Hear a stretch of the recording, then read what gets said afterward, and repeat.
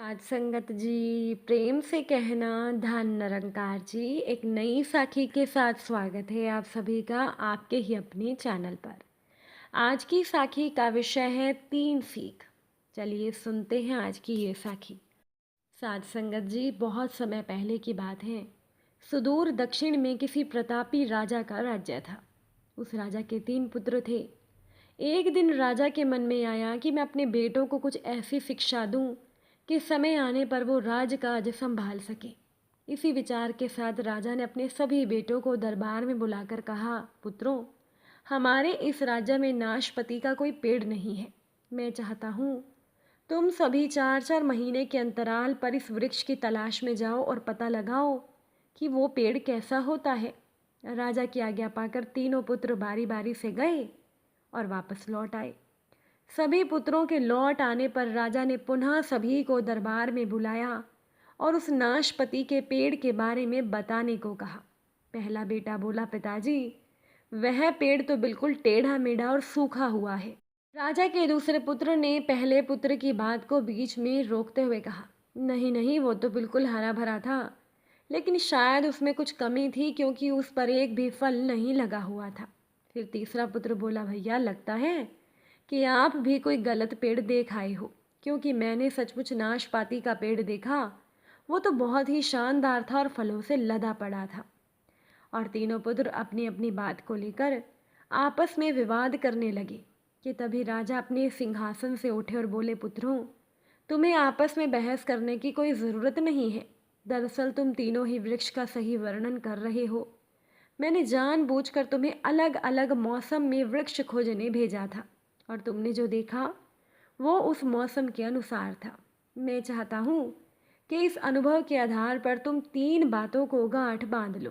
पहली बात, किसी चीज़ के बारे में सही और पूर्ण जानकारी चाहिए तो तुम्हें उसे लंबे समय तक देखना परखना चाहिए, फिर चाहे वो कोई विषय हो, वस्तु हो या फिर कोई व्यक्ति ही क्यों ना हो। दूसरी बात, हर एक मौसम एक जैसा नहीं होता। जिस प्रकार वृक्ष मौसम के अनुसार सूखता, हरा भरा या फलों से लदा रहता है, उसी प्रकार से मनुष्य के जीवन में भी उतार चढ़ाव आते रहते हैं। अतः अगर तुम कभी भी बुरे दौर से गुजर रहे हो तो अपनी हिम्मत और धैर्य बनाए रखो। समय ज़रूर बदलता है। और तीसरी बात ये कि अपनी ही बात को सही मानकर उस पर अड़े मत रहो। अपना दिमाग खोलो और दूसरों के विचारों को भी जानो, क्योंकि ये पूरा संसार ज्ञान से भरा पड़ा है। चाह कर भी तुम अकेले सारा ज्ञान अर्जित नहीं कर सकते हो। इसलिए भ्रम की स्थिति में किसी ज्ञानी व्यक्ति से सलाह लेने में शर्म मत करो। तुम्हारे विचार ही तुम्हारे कर्म हैं। साध संगत जी, एक संत को एक नाविक रोज इस पार से उस पार ले जाता था, बदले में कुछ नहीं लेता था। वैसे भी संत के पास पैसा कहाँ होता है। नाविक सरल था, पढ़ा लिखा तो था नहीं, पर समझ की कमी नहीं थी। संत रास्ते में ज्ञान की बातें कहते, कभी भगवान की सर्वव्यापकता बताते और कभी अर्थ सहित श्रीमद् भगवत गीता के श्लोक सुनाते। नाविक बड़े ध्यान से सुनता और संत की बात को हृदय में बिठा लेता। एक दिन उस पार उतरने पर संत नाविक को कुटिया में ले गए और बोले, वत्स, मैं पहले व्यापारी था, धन तो कमाया था, पर अपने परिवार को आपदा से मैं नहीं बचा पाया था। अब ये धन मेरे तो किसी काम का है नहीं।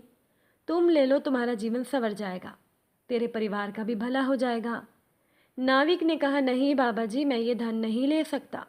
मुफ्त का धन तो घर में जाते ही आचरण बिगाड़ देगा, कोई मेहनत नहीं करने देगा, आलसी जीवन लोभ लालच और पाप बढ़ाएगा। आपने ही तो मुझे ईश्वर के बारे में बताया। मुझे तो आजकल लहरों में भी कई बार ईश्वर ही नज़र आता है। जब मैं उसकी नज़र में ही हूँ तो फिर अविश्वास क्यों करूँ। मैं अपना काम करूँ और शेष भगवान पर छोड़ दूँ। प्रसंग तो समाप्त हो गया, पर एक सवाल छोड़ गया कि इन दोनों पात्रों में आप सोचिए कि संत कौन था। एक वो था जिसे दुख आया, ग्रह त्याग किया, नाम दान लिया, धर्म ग्रंथों का अध्ययन किया, याद किया और समझाने लायक स्थिति में भी आ गया। फिर भी वो धन की ममता नहीं छोड़ पाया, सुपात्र की तलाश करता रहा, जैसा कि आज की साखी में संत था। और दूसरी तरफ वो निर्धन नाविक, सुबह खा लिया तो शाम का पता नहीं, फिर भी पराये धन के प्रति कोई ललक नहीं। संसार में लिप्त रहकर भी निर्लिप्त रहना आ गया। ना ही घर बार छोड़ा, ना ही नामदान लिया, पर उसका ईश्वरीय सत्ता में विश्वास जम गया। श्रीमद् भगवद गीता के श्लोक को ना केवल समझा बल्कि उन्हें जीवन में कैसे उतारना है ये सीख लिया और पल भर में ही धन के मोह को ठुकरा दिया। अब सोचिए कि वास्तव में संत कौन था, विचार कीजिए। किसी जंगल में एक संत महात्मा रहते थे। सन्यासियों वाली वेशभूषा थी उनकी और बातों में सदाचार का भाव। चेहरे पर तो इतना तेज था कि कोई भी इंसान उनसे प्रभावित हुए बिना नहीं रह सकता था। एक बार जंगल में शहर का एक व्यक्ति आ गया और वो जब महात्मा जी की झोपड़ी से होकर गुजरा तो उसने देखा कि बहुत से लोग महात्मा जी के दर्शन करने आए हुए थे। अब वो शहरी भी महात्मा जी के पास गया और बोला, आप अमीर भी नहीं हैं, आपके कपड़े भी महंगे नहीं हैं, आपको देखकर मैं बिल्कुल प्रभावित नहीं हुआ, फिर भी ये इतने सारे लोग आपके दर्शन करने क्यों आते हैं। उन संत महात्मा ने उस व्यक्ति को अपनी एक अंगूठी उतार कर दी और कहा, इसे बाजार में बेच कर आएँ और इसके बदले में एक सोने की माला लेकर आए। अब वो शहरी व्यक्ति बाजार गया और सबकी दुकान पर जाकर उस अंगूठी के बदले सोने की माला मांगने लगा। लेकिन सोने की माला तो क्या, उस अंगूठी के बदले कोई उसे एक पीतल का टुकड़ा देने को भी तैयार नहीं था।